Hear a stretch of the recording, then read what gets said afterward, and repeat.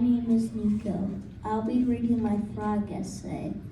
I choose to read this story to you because the frog that I chose is in a rainforest. I hope you love the story.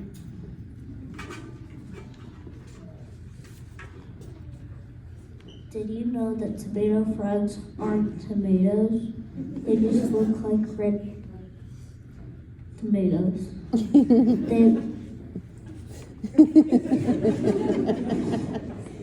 live in the rainforest in Madagascar.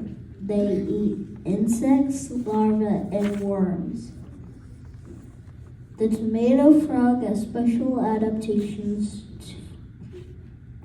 to help it survive.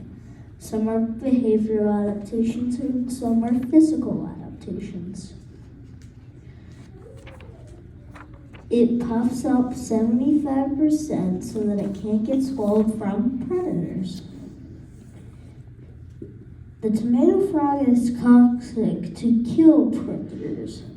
They use their red coloring to scare predators away.